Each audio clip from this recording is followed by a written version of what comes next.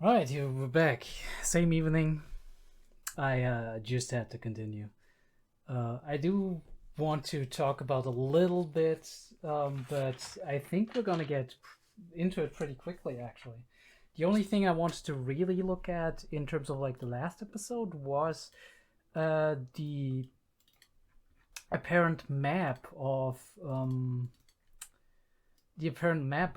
the abyss that we were looking at and the creatures that were explained to us. So let's scroll through this for a second. We do have the map of the abyss in front of us. There's a lot of little doodads and whatnot.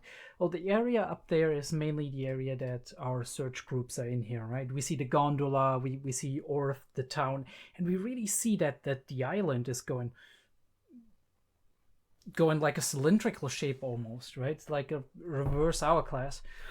We go down 2,000, 3,000, 4,000, 5,000 meters. There's a lot to do here.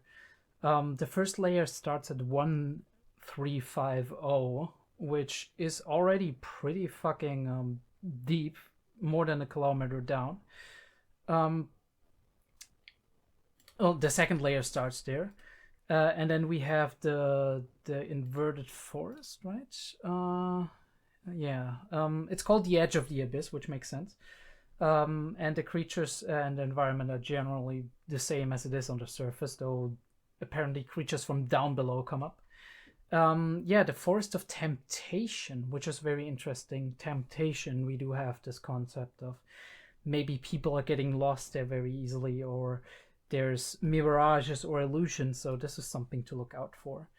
And normally Shiggy says that they're giving up on people once they reach that layer, right?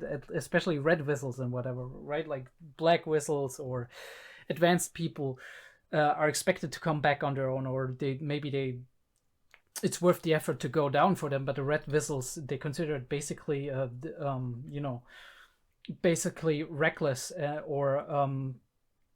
reckless endangerment in that case. Then again, the inverted forest with a lot of predators of the air, apparently, of like the sky, and what I'm very interested in that capacity is the gravity, right? Because in inverted forest, you would assume that the gravity is a lot different, because what would make these trees and plants and whatnot grow down, right? And it's not only the gravity, it's also, you have to think about, these are green forests, these are green plants, so where do they get their light from? And that gets you starting to think, right? Maybe there's light sources down there that you don't know. I mean, if you're that deep into the abyss, sunlight will barely reach, so how do you see it, right? Because people must have had at least at least a little bit light to perceive what's down there, right? To draw these maps to say there's an inverted forest, there's a great fall and whatnot, and there's creatures flying in the air. So we're probably dealing with a lot of fluorescent plants, but also, where does actual sunlight come from? Because plants need sunlight. Now, obviously, we can't explain that away with magic or mystical elements, but I do believe like a well-constructed world might be able to explain that to a degree, and kind of raise that mystery and then solve it down the line. So that is interesting. Then we have the Great Fault, which is apparently just a cliff going down 4 meters straight. And then we have, this is the area where the black whistles go. And then we're about 7,000 meters for the Goblet of Giants, which reminds me of the Tomb of Giants in Dark Souls 1. It's like everything is dark and these giant skeletons are around. Here we have more like, where have I seen that before? I think like the design in World of Warcraft, in the Burning Crusade was similar. Nagrand, or Nagrand it was called, or something. like with these giant mushroom-like trees growing out of the. You could place an entire house or an entire little township on each of these, and there seems to be water coming down from them, so it might be the rainwater coming all the way from the surface. And that is a very interesting concept in and of its own, and probably a real spectacle to see. And then we have the Sea of Corpses, which, well, what is it? Is it a sea? Is it actually water? Or is it called the Sea of Corpses because there are corpses stranded everywhere from all the lost wanderers in the abyss? Was it actually living corpses, right? We heard of those hollows or whatever they're called. And then we have the Capital of the Unreturned, which to me just looks like, I don't know, Kill Not a First Flame kind of deal, where everything, like all the realities merge into one another. That was one of the coolest concepts for me in throughout the Dark Souls years, but 1 and 3 especially, where you have these realities that meld into each other, that all these buildings and these constructs that you actually have seen before in the game, and suddenly you find them in weird shapes and angles and all melded into each other at like the very end of time, basically. Because you have timey-wimey bullshit, you have physical laws being upset, right? So there's a lot of interesting things going on in this picture, that you can see like a clock tower like thing right in the middle, but the clock is giant, so right, a lot of staircases and gears going into each other, cathedral like places, windmills. So maybe that is the entire civilizations that built their houses and cities at Orth and down below somewhere in the abyss, and all of that is falling down in this giant maelstrom. But what's there, right? What's at the bottom of this? We do also see this little lookout with the drawn shape of a statue and a person walking. So yeah, I mean, somebody must have drawn that map, right? Somebody must have been there, and it's probably been a White Whistle. So that will be very interesting. But since it's considered the last dive of anyone, even a White Whistle, well, maybe only their word got up and they themselves never returned, and this is why there's so little that is known about it in general. Yeah, we already talked about the hearsay kind of thing. So I am actually going all the way back to where we had this one, right? We have the multi-tailed scorpion. Very interesting, because we do actually have Japanese and Chinese mythology that deals with 9-tailed foxes and stuff like that. That's a very interesting play. I wonder if that somewhat comes from that, or if there's a parallel kind of mythological creature that kind of plays on that specifically, scorpion or insect or whatever. And yeah, giant-sized, of course, which I find very interesting, because if you look at the design of animals that live in the very deep depths of our seas, they are ginormous, right? Because there's this general thing about evolution, where if you have a lot of predators, you develop in a specific way, right? And there's something, I don't know the details of it, but there's something down in the depths that, well, the pressure and all of that, but also the lack of a lot of those predators, that basically made a lot of these creatures keep very close to their prehistoric shapes. So that's very interesting also for the designs of these monsters, right? We do have the giant lizard, right? Matures in its eggshell. Very interesting concept, right? And it's unfazed by iron rain. So we know there's iron rain.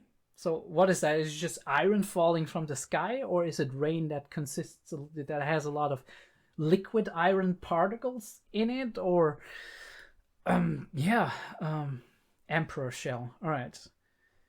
And then we have this human-looking silhouette, right? This is Reg or whatever, close to Reg, and it's been following and observing her. Liza is reporting this whole thing, and she's like, well, I think hopefully it's aware that I'm observing it too. I'm watching out for it. But yeah, it's the size of a human child, and it looks kind of really like Reg. So the question is it Reg? It came to confrontation. Liza found him or it, and then kind of send him up or made an alliance or whatever. Or maybe it's just another one of these, and there's a lot of Rex creatures down there. And that is one of the main intrigues that we have, right? Coming into this episode. Other than that, we need to just see what comes, like what the first layer has in store for us, because yeah, I mean, I think until 1,350 meters, it's gonna be mostly what we are used to, right? The edge of the abyss. So the question becomes, do we skip to these 1,350 meters and just go across a little montage of us climbing down continuously? Or do we actually meet adversity very early on and meet friends and foes and whatnot? Maybe have to sneak past some adventurers that are regularly going down there, and just make our way through different biomes, or right? Or is there, is there something coming immediately that within these layers? That is actually so pretty much the only question that comes up, since we're away from Nat, Shiggy, and the rest of them. I do wonder if there is a little part of the series that focuses on these kids, right? These side characters that we have met, because they have been slightly characterized and they have their own origins, they have their own goals. So it would be interesting maybe to see how they're performing and how they're doing on the surface. They're worrying about their friend, but also they might make some progress over the years. I also wonder what time frames we're going in, you know? Like, will we pass months in a very short period of time, or will we go day by day? Both of these hold very interesting potentials for the story. Both for its like longevity as well as for general exploration of different themes. But yeah, I think this is pretty much. Oh yeah, actually. This is why I write stuff down. Let me pull up that thing. I had it over here. Yeah, I did actually, or maybe I didn't. No, apparently I didn't. That's fine. I can actually pull it from here.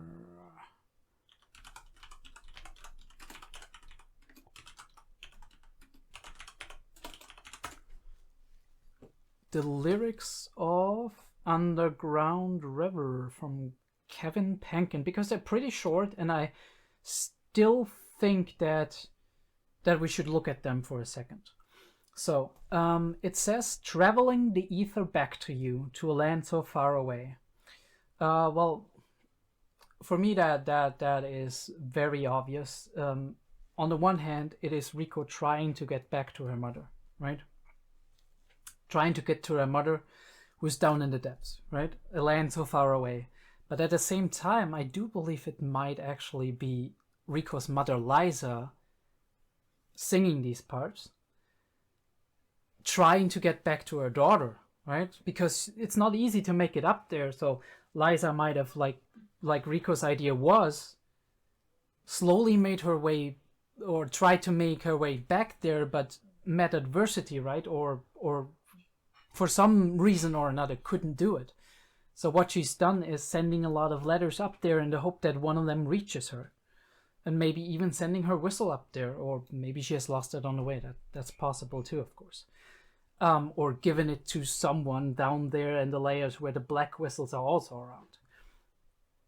I feel the distance in between, a fragment of the world that used to be, which kind of speaks to our to this entire desire to explore old civilizations and the ruins of past lives, right?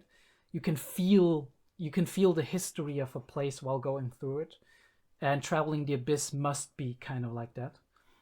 Speaking through the river stream, calling to me, luring me down, right? So the desire to go further into the abyss, it's almost hypnotic in a way. At least that's how I would interpret it.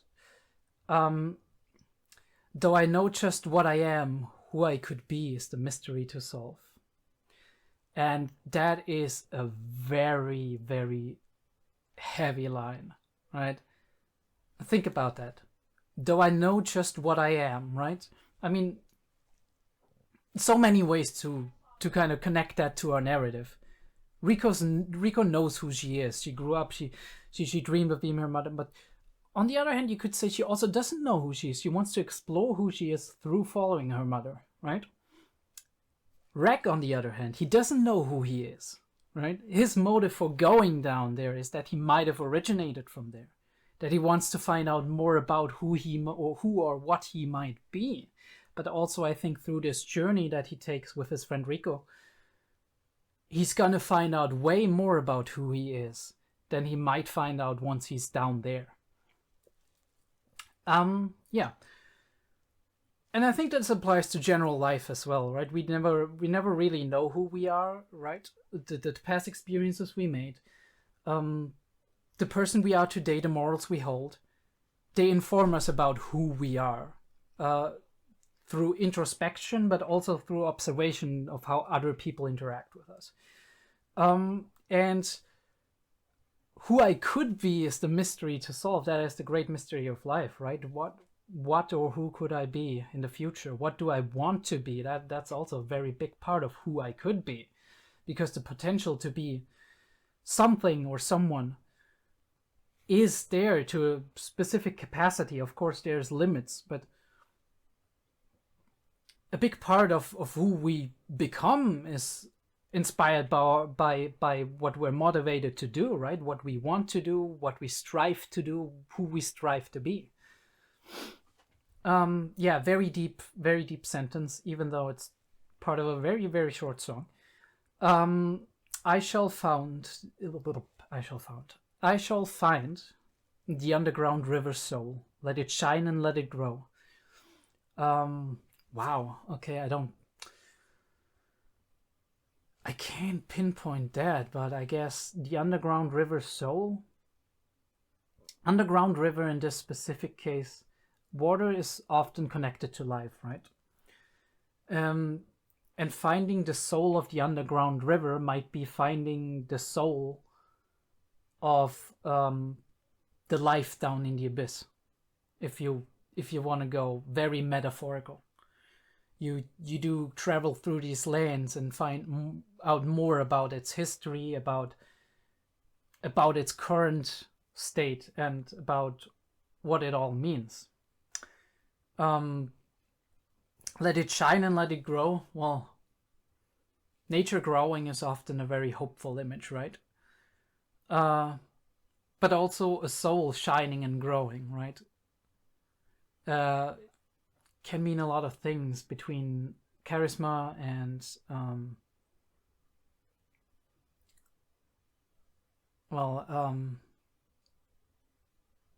and self-fulfillment, development, self-actualization, right? Let my soul, or let the soul of the underground river grow. Let it expand and reach everyone. Let it shine, the underground river has shone.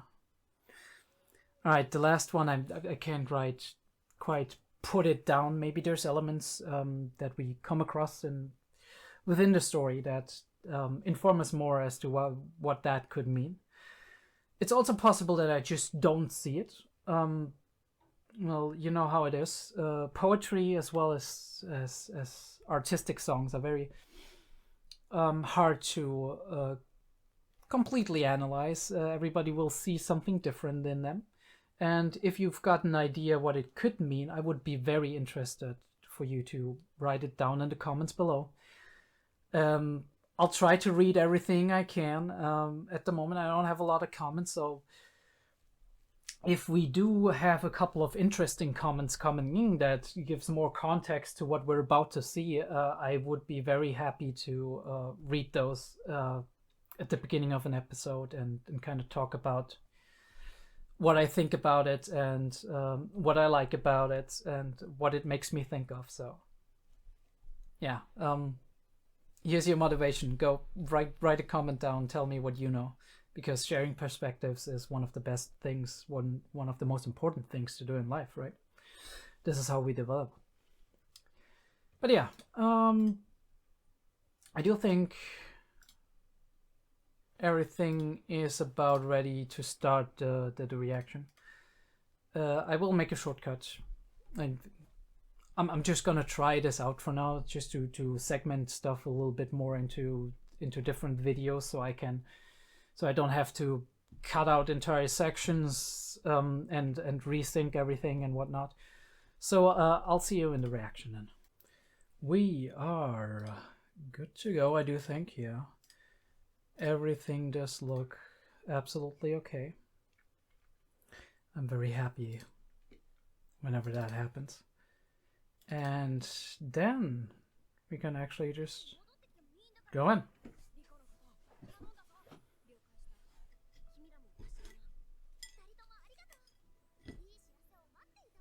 You want a pretzel?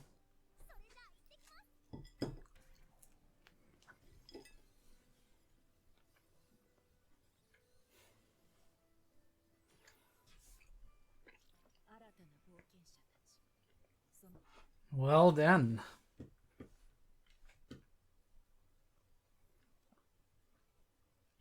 Still with the underwater theme. I do like that. It's a very good symbolism for the abyss. And it reflects in both of their eyes, so this is something very defining for both of them, for both of their characters.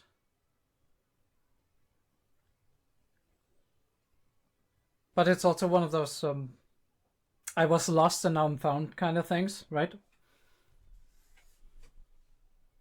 They give each other motivation, they give each other direction.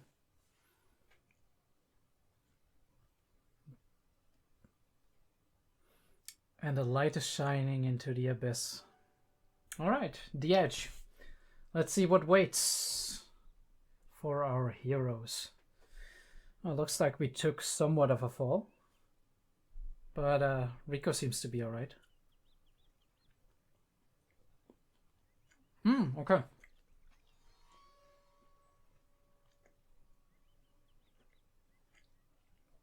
Are those Regs' arms, or...?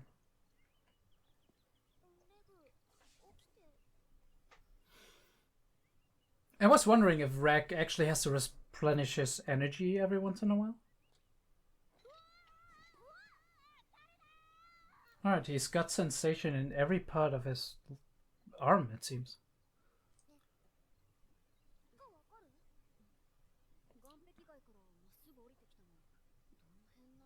Alright. 820, so we did put up quite a bit. Which is interesting because Rico doesn't seem to have any side effects. I wonder if it's just going up or if it's while you're down there. But that could be the reason why she slept so long. Holy shit. Where's that light coming from, though?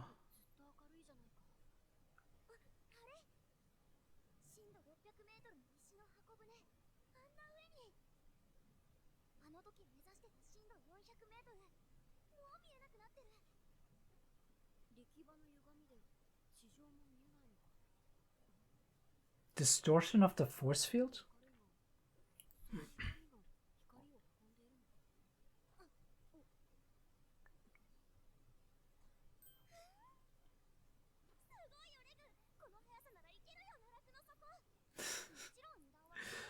You're a little bit fast, Rico, okay? Calm down. Calm down.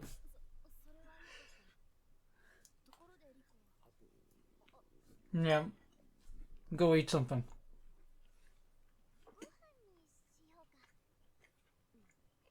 I hope you took some rations.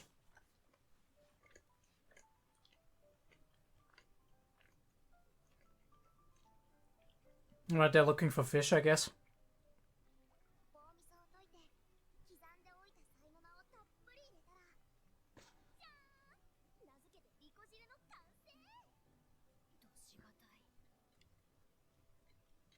Does it look so bad?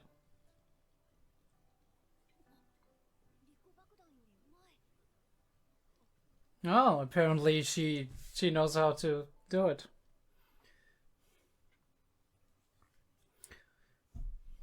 I like it. We do see that she's very capable in these survival kind of skills. Yeah, the cosmic compass.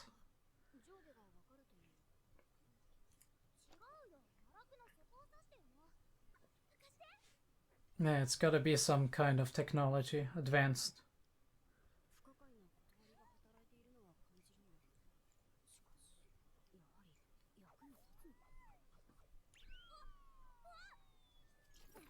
Catch it! Oh no! Oh, Rico, what did you do? You messed up.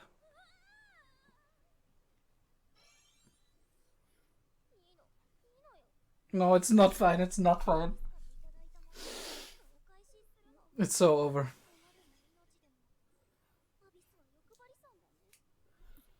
It wasn't the abyss, it was you, Rico.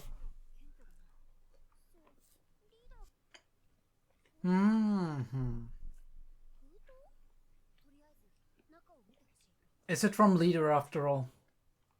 Is it from him?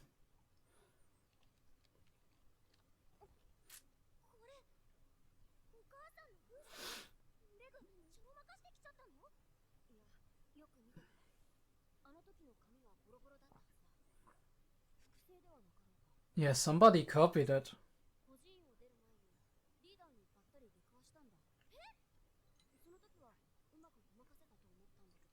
Alright.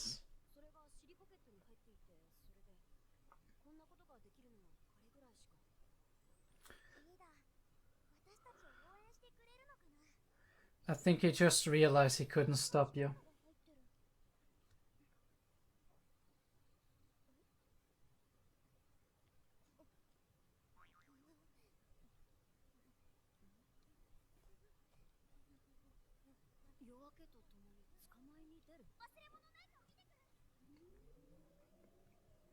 Alright, so he knew and he was prepared to come down.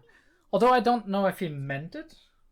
Maybe he just wants to follow them in order to make sure that when they're in trouble. I don't think so. I mean, she might be partially right, but I think that's not the idea he has. I might be wrong though. I think he's just trying to take care of her.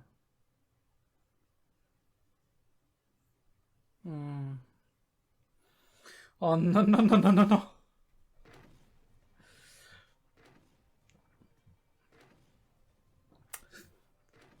I expected bigger, but scary enough.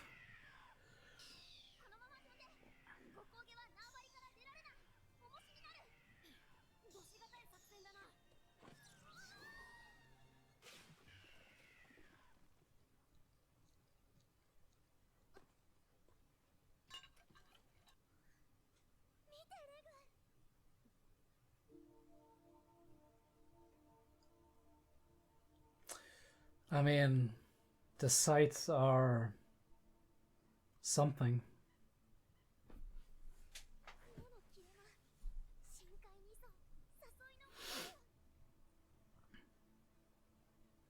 We're already at the forest. That is insane. Look at all these, like, thick bushes.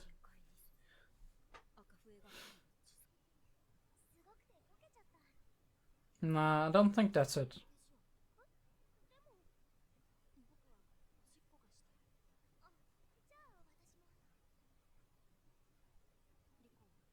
Oh, the music.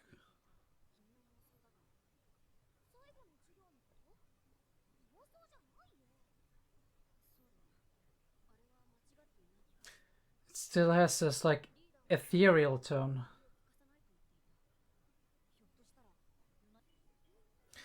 I like how the musical tones are still playful. Oh. Ah, alright.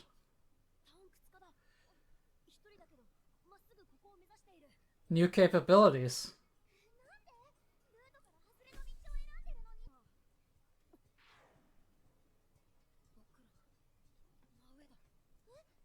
Or maybe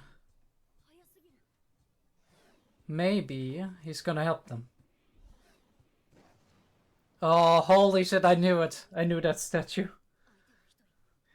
It's like the uncle, like the...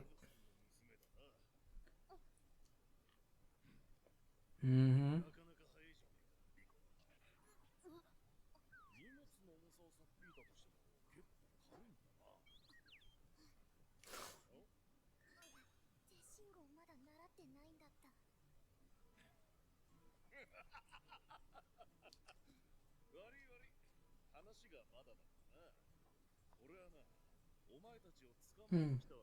Yeah, I mean, that made sense.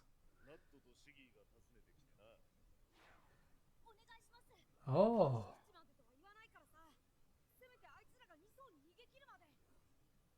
All right.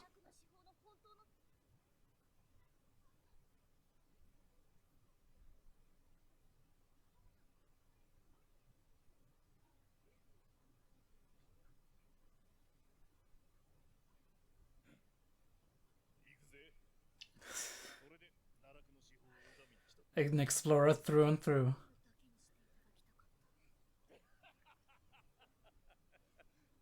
Alright. Unforeseen allies.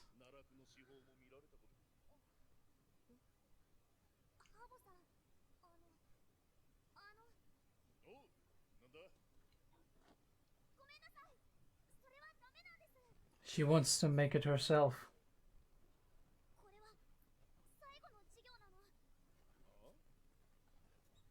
This is how she sees it. She wants to make it of her own accord. Oh, okay, so they call it a diving illness. Alright. Oh, okay.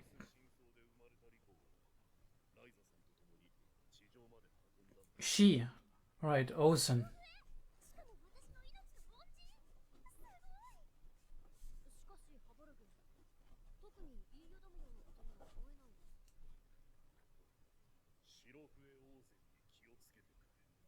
Alright, so be wary, not everybody is your ally.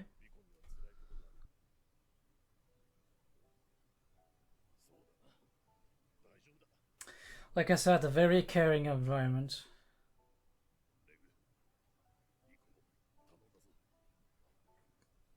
There's a lot of trust in there. A lot of trust and heartfelt emotions.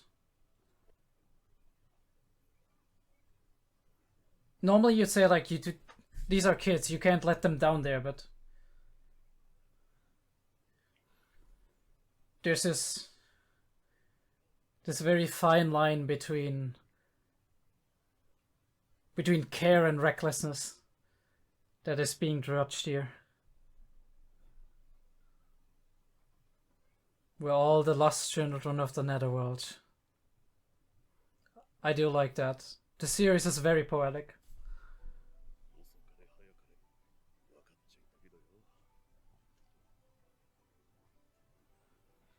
And now it's up to her to walk her own path, to go her own way.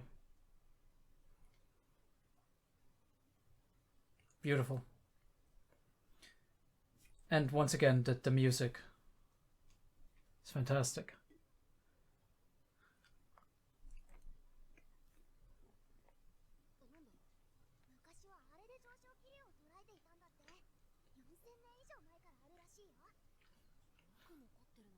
Actual windmills. Ancient windmills. Wind turbines. Makes you wonder how advanced the old civilizations were.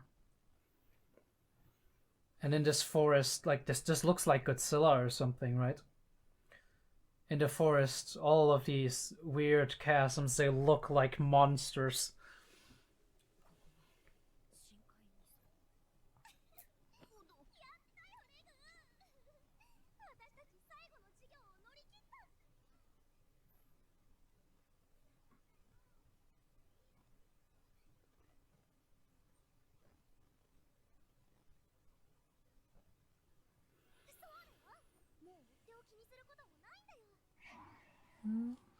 I mean, maybe not humans. Oh, I do really love how they're drawn. It's dangerous down here. After the relief and the happiness of having made it comes the new danger. Like I said, I really like how they're drawn. Like, undefined, very raw. Like a blob of colors. Like you see them out of your peripheral vision. I really love that. I really absolutely love that. Because it kind of defines the nature of these creatures. We don't know them exactly. We only have very vague impressions of them, even if they're flying by or they're following us. They're kind of nightmare creatures. At least for us, because we can't just look them in the eye and see, okay, this is, right? This is how they're built. We only see the colors fluttering around. Really cool.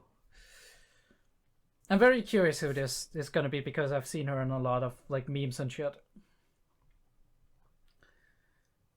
And general posts online. I also found it very interesting how this series contrasts the spirit of discovery and adventure in a very positive, optimistic light, while at the same time shining light on or interjecting with this underlying danger that is in the air, right? There's this atmosphere encroaching on you that at some point you're gonna meet something that's gonna be scary or terrifying for you. But yeah, episode 4.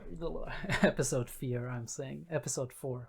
Fear is the German word for 4. But yeah, episode 4 in the bag.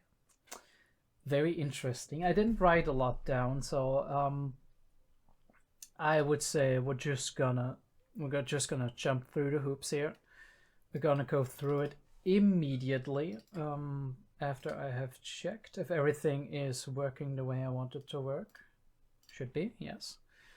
All right, nice. You know what? Now let's actually make a cut for a second. All right. All right, we are back, and we're gonna skip through the episode a bit, right?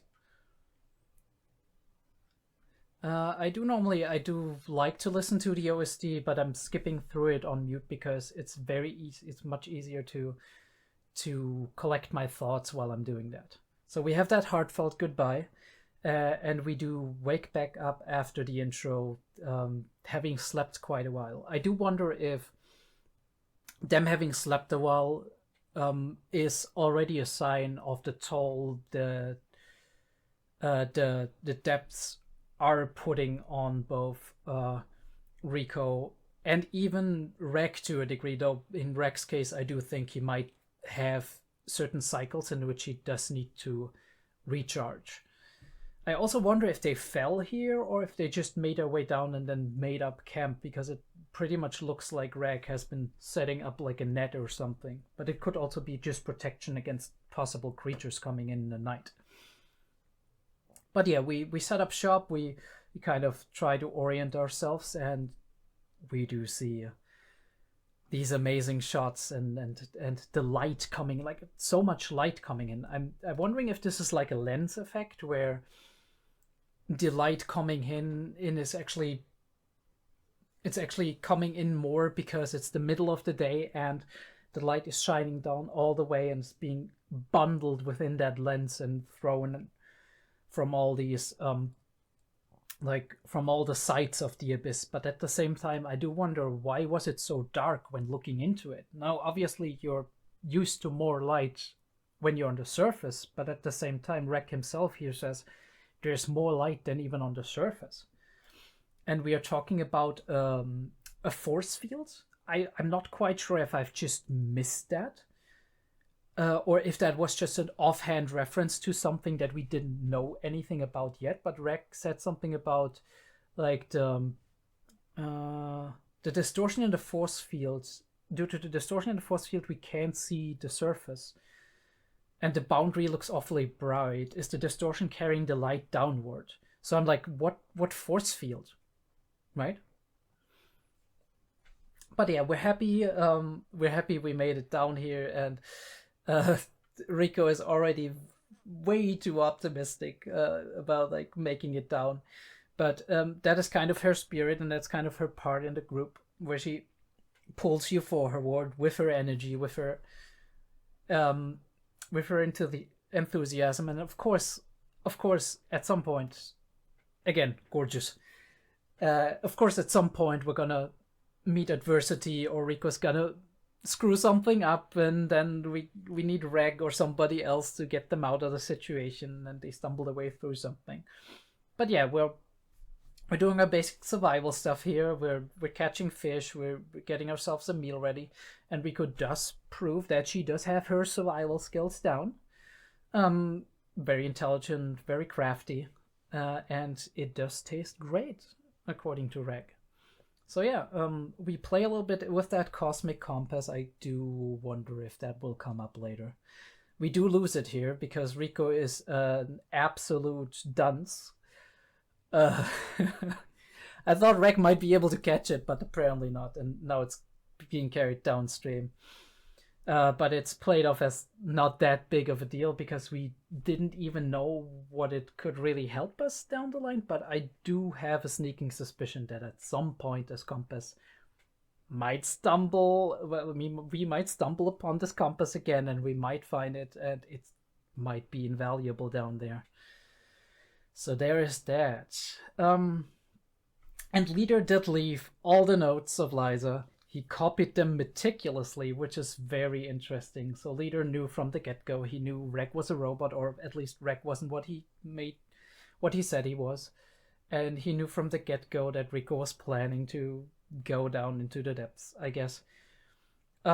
Rico has the theory here that Leader does actually do that to test them, and it is later more or less, well, not confirmed, but supported by Uncle Habo, who says, well, albeit as Leader, this is what he does, okay, then I guess I can't interfere, so he does accept that as a truth.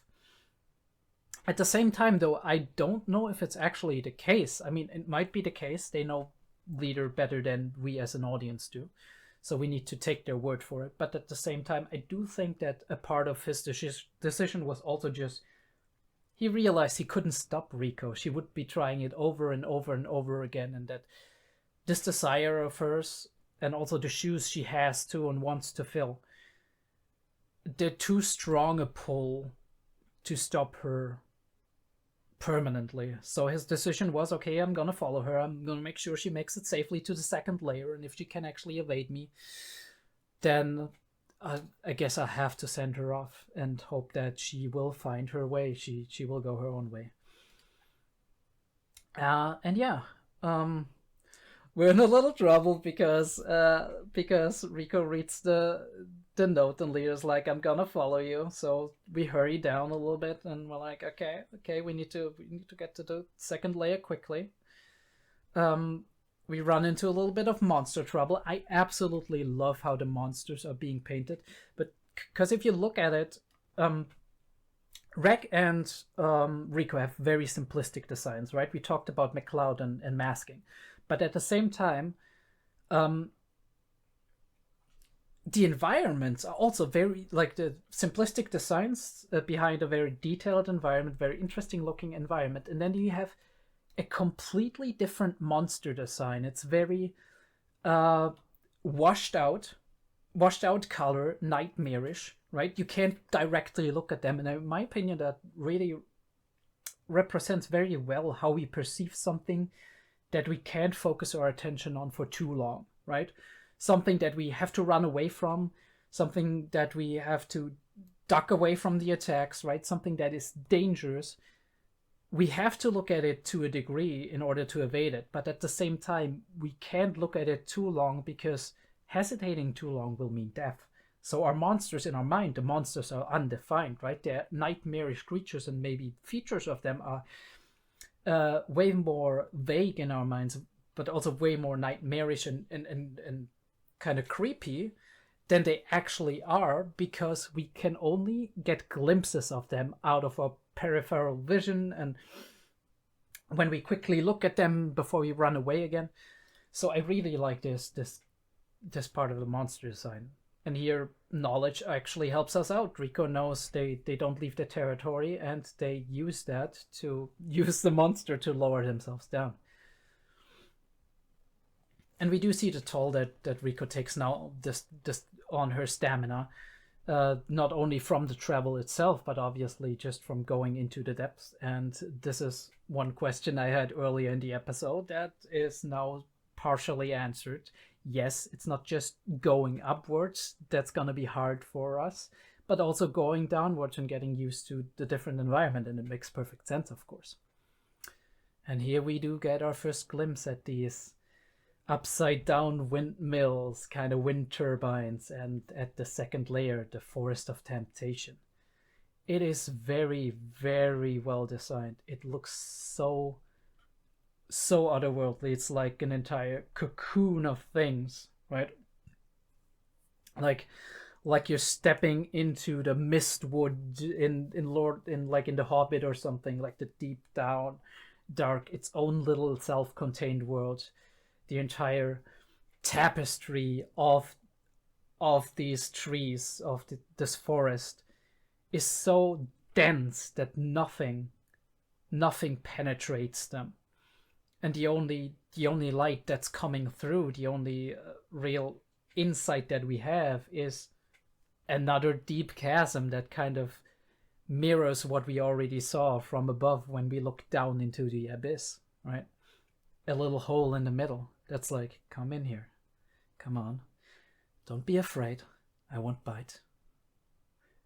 But I'm pretty sure we have reason to be afraid. But yeah, that's a wallpaper.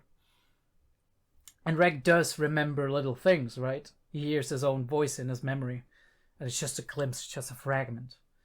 It's just here to be like, come on. The mystery, right? We are making steps towards it. You're going in the right direction. It tells Reg he's going in the right direction. It tells us as the viewers as well that we're going in the right direction, that the mysteries are down there, that they're waiting for us, that they're calling us. But yeah, they take a little short break. Talk a little bit because Rico is exhausted, obviously, as any normal human being would be if they're not used to something like that. And Reg does actually spot pursuers, so they have to make a hasty escape. We also become aware of another capability of Reg, which is he can zoom in with his eyes, so he has very good eyesight. Yeah, we do think we are caught, but it's actually Uncle Habo. And yeah, we first think that Habo actually wants to catch us, but he doesn't. Ned and Chiggy actually came to Habo and were like, please help her get down to the second layer. By the way, this other guy, he's actually a relic. And yeah, obviously him being fascinated by the relics of the deep are he would jump onto that opportunity to look at and inspect one of the relics of the deep. We also do see that Reg, as a human being, does not as a human being, but as a robot, does surprisingly experience a lot of human emotions, including shame. But we saw that earlier as well. Habo actually wanted to help them to get down to the second layer, but Rico makes a big decision. She's like, no, I can't accept that. I want to make it on my own merit. This is my challenge. This is my final lesson. I'm going to do it. And after Habo reads the letter, he does agree, and he's like, okay, I guess I'll have to let you go, but let me give you a warning. The guy down there, the white whistle, which used to help carry you out of the abyss, he's kind of she's kind of a weird one. Ozan, the immovable. And they should be wary of her. And then he says something very, very, very interesting and very poetic. He says, well, We're all just the lost children of the netherworld. Another very poetic line in a series that seems to have these moments, these very poetic moments in life. And yeah, you do realize that the people who surrounded Rico during her childhood, they were very, very caring about her in their own ways. Maybe not all of them in the right ways. We do have little glimpses, right? Like, I mean, we do have the general topic of child labor, right? But it's also, you have to think, it's the times as well, right? It could be more common than we in our modern world think. Other than that, the people care very much about her and they want her to succeed, but they know they have to let her go her own way. And so Habo does the same thing. He's like, all right, I'll send you on your way. Let me warn you. Let me give you something. And I do really absolutely love this sight in the forest. It immediately evokes another image.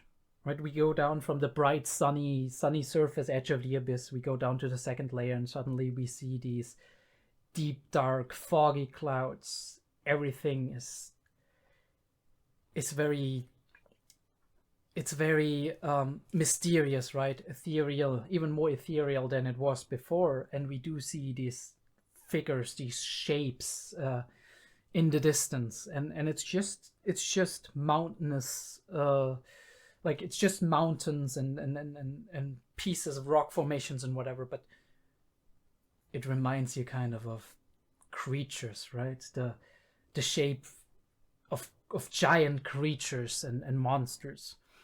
And we do have this immediate shift of atmosphere. It's kind of clearing up a little bit to let us take in the amazing beauty of the second layer. But it immediately, like, it already set up this little atmosphere of unease. And then we celebrate, right? We made it. We actually made it. Our first milestone, we did it in one episode, right? We pulled it off, leader. And suddenly, our celebration gets interrupted by a monster. It doesn't attack us. It just flies past us, but it's that giant, really fast monster that we can't properly make out, and it's something we haven't seen before. And it reminds us that out there, we might have just become the prey, right? Up above in the upper layers, we probably use all of these monsters to eat or to make tools out of them when we hunt them. We are the predators, but down there, we're the prey.